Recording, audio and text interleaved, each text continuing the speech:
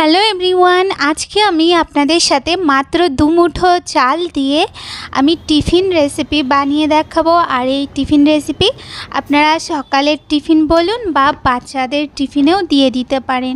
তো চলুন এই হেলদি টিফিন রেসিপিটা কিভাবে বানাতে হয় সেটি আমি আপনাদের করে দেখাই। তো প্রথমে আমি এখানে নিয়ে নিয়েছি 2 মুঠো চাল, আর চালটাকে আমি প্রায় 2 ঘন্টার মতন একটু ভিজিয়ে রেখেছিলাম। আর এখানে আমি চালটার থেকে জলটা ঝরিয়ে নিয়েছি। এরপরে আমি ওই চালের মধ্যে দিয়ে দিচ্ছি দই, আর এখানে আমি 3 চামচের মতন দই দিয়ে দিয়েছি। এরপর আমি ওর মধ্যে দিয়ে দিচ্ছি একটু সুজিটা দিয়ে এরপরে আমি এটার একটা মিহিন পেস্ট করে নেব। আর যখন পেস্ট করব তখন ওর মধ্যে চায়ের কাপের 1 কাপ জল দিয়ে দেব। তো দেখুন এখানে আমার পেস্টটা বানানো হয়ে গেছে। এরপরে আমি একটা বোলের মধ্যে ঢেলে নিয়ে ওর মধ্যে আমি দিয়ে দিচ্ছি 1 চামচের মতন গোটা জিরে, আর এখানে আমি দিয়ে দিচ্ছি একটু শুকনো লঙ্কার গুঁড়োটা দিয়ে এরপর আমি ওর মধ্যে দিয়ে দিচ্ছি পরিমাণ মতন একটু লবণ, আর এখানে আমি দিয়ে দিচ্ছি 1/2 চামচের মতন একটু খাবার সোডা।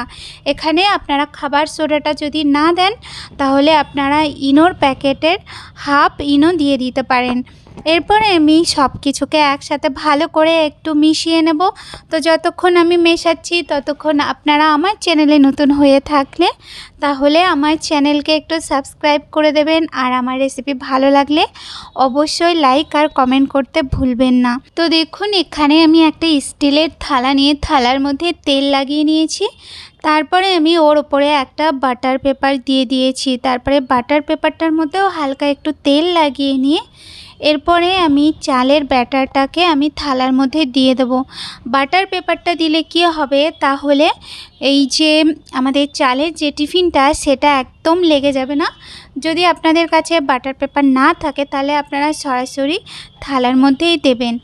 তো দেখুন এরপরে আমি ওর ওপর থেকে দিয়ে দিচ্ছি হালকা একটু শুকনো লঙ্কার গুঁড়োটা দিয়ে এরপরে আমি এখানে গ্যাসের উপরে আমি কড়াইয়ের মধ্যে জল বসিয়ে দিয়েছি। তারপরে আমি একটা টিফিন বাটির ঢাকনা দিয়ে দিয়েছি।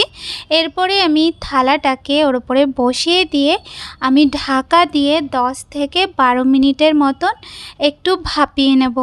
তো দেখুন এখানে 10-12 মিনিট হয়ে গেছে। আমি একটু চেক করে নিচ্ছি একটা টুথপিকের সাহায্যে যে ভেতরটা কাঁচা আছে নাকি। তো দেখুন আমাদের এই টিফিনটা একদম হয়ে গেছে।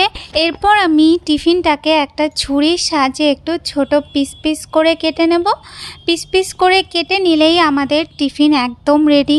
তো আপনারা সকালের টিফিন বলুন বা বাচ্চাদের টিফিনে কিন্তু এইগুলো দিতে পারেন। আশা করি আপনাদের সবার খুব ভালো লাগবে। তো আমি আরও আমার চ্যানেলে টিফিনের রেসিপি আছে, সেইগুলোর লিংক আমি দিয়ে দেব, আপনারা চাইলে দেখে নিতে পারেন। তো আজ এই পর্যন্ত, সবাই ভালো থাকবেন, সুস্থ থাকবেন। দেখা হচ্ছে নতুন রেসিপির সাথে। ধন্যবাদ।